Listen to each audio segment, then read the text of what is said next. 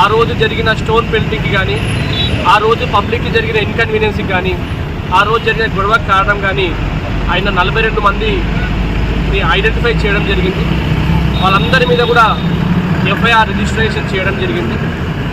ఇప్పటి వరకు అందులో 19 మందిని మేము అరెస్ట్ చేసి రిమాండ్కి పంపడం జరిగింది.